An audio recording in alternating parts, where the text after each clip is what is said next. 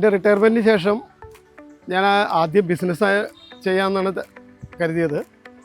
പക്ഷേ ബിസിനസ്സിനേക്കാൾ ഉപരി എനിക്ക് ഇഷ്ടപ്പെട്ടത് കൃഷിയായിരുന്നു. അതിന് കൃഷി വകുപ്പിൽ നിന്നുള്ള സപ്പോർട്ട് കിട്ടുകയും ചെയ്തതോടുകൂടി ഇന്ന് ഞാൻ മനസ്സിലാക്കുന്നു, ഈ 4-5 മാസത്തിന് ശേഷം ഞാൻ ഇത്രയും സാറ്റിസ്ഫൈഡാണ്. ഞാൻ പ്രതീക്ഷയെക്കാളും കൂടുതൽ എനിക്കതിന് ഉപകാരം കിട്ടും.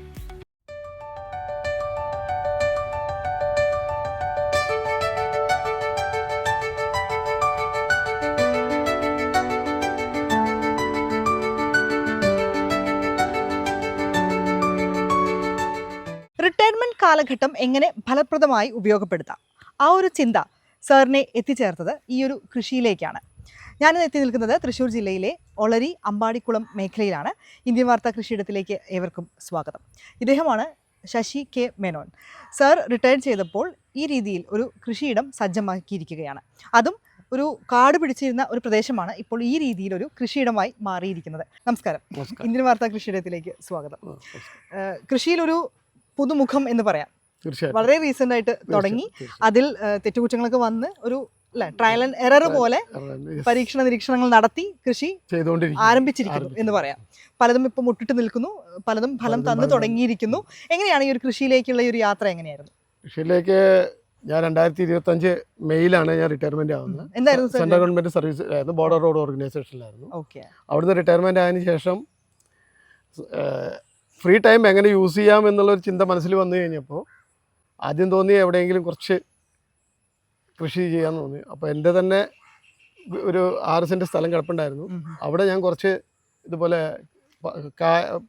കയ്പ്പയ്ക്ക, മുളക് അങ്ങനെ നട്ടു. അതിൽ നിന്ന് എനിക്ക് ഞാൻ പ്രതീക്ഷിച്ചതിൻ്റെ 3 ഇരട്ടി ഫലം കിട്ടി. അപ്പോൾ തോന്നി ഇത് സക്സസ് ആവും എന്നുള്ളൊരു തോന്നി. അങ്ങനെ അന്വേഷിച്ച് കഴിഞ്ഞപ്പോൾ ഡോക്ടർ സബാഷി സാറുണ്ടായിരുന്നു. അദ്ദേഹത്തെ അവിടെ ചോദിച്ചു കഴിഞ്ഞാൽ അദ്ദേഹം പറഞ്ഞു, കുറച്ച് സ്ഥലം കിടക്കുന്നുണ്ട്. എനിക്കും അറിയില്ലായിരുന്നു ഇത് ഈ സ്ഥലം ഇത്രയും അധികം ഉണ്ടെന്ന്. കുറച്ചത് അദ്ദേഹവും പറഞ്ഞുള്ളൂ. വന്ന് നോക്കി കഴിഞ്ഞപ്പോൾ കാട് പിടിച്ച് കിടക്കുകയായിരുന്നു. പിന്നെ അതെല്ലാം ഒന്ന് ഷഫിൾ ചെയ്ത് എല്ലാം വൃത്തിയാക്കി എടുത്ത് ഡോക്ടർ വളരെയധികം അതിനെ ഹെൽപ്പ് ചെയ്തു. ഇതിപ്പോൾ 1 ഏക്കർ 83 സെന്റ് സ്ഥലമാണ്. ജനുവരിയിലാണ് സ്റ്റാർട്ട് ചെയ്തത്. ജനുവരി 11-ാം തീയതിയാണ്. 5 മാസം ആവുന്നേ ഉള്ളൂ. 5 മാസം കഴിഞ്ഞു. അത്രയായിട്ടുള്ളൂ.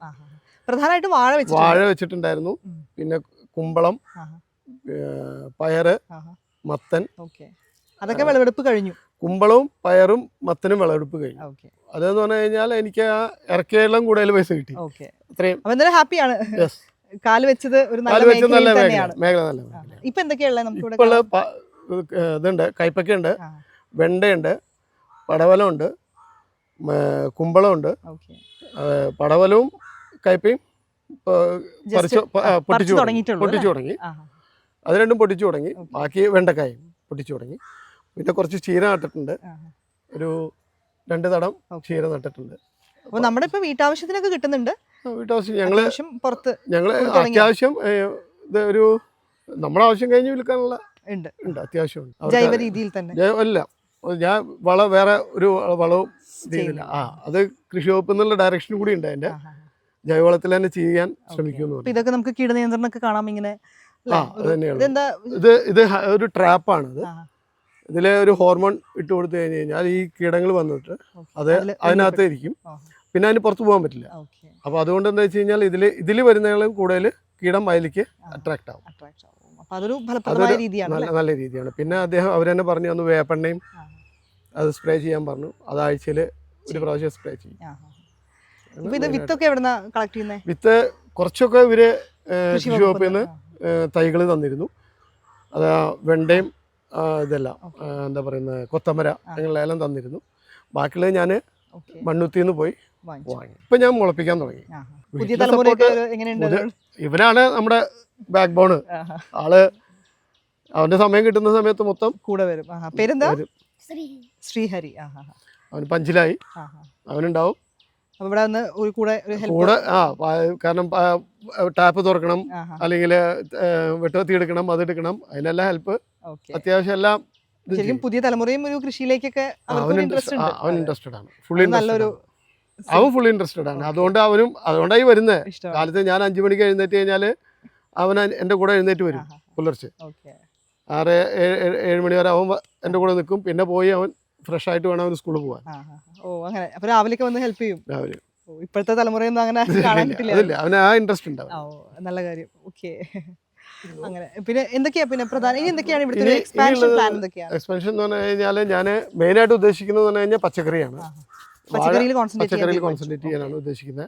അപ്പോൾ അതിന് തന്നെ വേണ്ടിയിട്ട് ഞാനിപ്പോൾ കുറച്ച് തടം എടുത്തിട്ടുണ്ട്. അതിൽ വിത്ത് ഇങ്ങനെ തൈകൾ മുളപ്പിക്കാൻ തുടങ്ങിയിട്ടേ ഉള്ളൂ. ഇതുണ്ട് കോവയ്ക്ക ഞാനിപ്പോൾ ഏകദേശം ഒരു 10-20 തടം നട്ടിട്ടുണ്ട്. അതിൽ എല്ലാവരും ഇപ്പോൾ കുറച്ച് ഇതായി തുടങ്ങി, കായ്ക്കാൻ തുടങ്ങി. ഇനിയിപ്പോൾ ഞാൻ ഉദ്ദേശിക്കുന്നത് പറഞ്ഞു കഴിഞ്ഞാൽ മെയിനായിട്ട് ഉദ്ദേശിക്കുന്നത് ചീരയാണ്. അത് നല്ലൊരു, കാരണം വലിയ മേൽനോട്ടം ആവശ്യമില്ലാത്തൊരു, പിന്നെ വിളവെടുപ്പും പെട്ടെന്ന് ഒരു 45 ഡേയ്സിനകത്ത് എന്ന് പറഞ്ഞാൽ നമുക്ക് സുഖമായിട്ട് വിളവെടുക്കാം. ഡെയിലി പറഞ്ഞ പോലെ നമുക്ക് എടുക്കാൻ പറ്റും. ഞങ്ങൾക്കുള്ള ഇപ്പം ഞാനിപ്പോൾ ജനുവരിയിൽ സ്റ്റാർട്ട് ചെയ്ത ഒരു ഫെബ്രുവരി തൊട്ട് ഞങ്ങൾ 4 മാസമായിട്ട് ഇതുവരെ വീട്ടിലേക്ക് പച്ചക്കറി വാങ്ങിയിട്ടില്ല. ഞാൻ, എൻ്റെ അനിയൻ, ചേച്ചി, ഞങ്ങൾ 3 പേരും പച്ചക്കറി വാങ്ങലില്ല. ഇത് ചേച്ചിയുടെ മകൻ്റെ കുട്ടി ഫാമിലിയാണ്. അത് ഞങ്ങൾ ഒറ്റ ഇതിലാണ് ഒരു ഫ്ലാറ്റ് പോലെ പണിതിട്ട് ഞങ്ങൾ 3 പേര് ഒരുമിച്ച് താമസിക്കും. നമ്മുടെ 3 വീടുകളിലേക്ക് പറയാം. ഫുള്ള് നമുക്ക് ഇവിടെ ഞങ്ങൾ വാങ്ങാറില്ല, പച്ചക്കറി വാങ്ങാറില്ല. അപ്പൊ നല്ലൊരു മാതൃകയാണ് ശരിക്കും.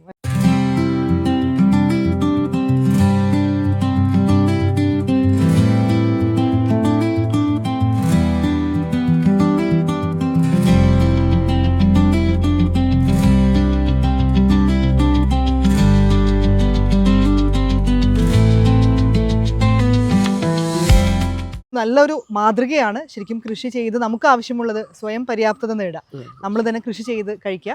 സാധാരണ നമ്മൾ കൃഷിയിടത്തിൽ ഇതുവരെയൊക്കെ പരിചയപ്പെടുത്തിയത് വളരെ എന്താ പറയുക എക്സ്പീരിയൻസ്ഡ് ആയിട്ടുള്ള കുറേ വർഷത്തെ അനുഭവമുള്ള കൃഷിയിടങ്ങളും കൃഷിക്കാരെയൊക്കെയാണ്. ഇദ്ദേഹം ശരിക്കും നമുക്ക് ഒരു മാതൃകയാണ്. ഈ രീതിയിൽ നമുക്ക് കൃഷിയിൽ വന്ന് 4-5 മാസം കൊണ്ട് തന്നെ അദ്ദേഹം വളരെ ഹാപ്പിയാണ്.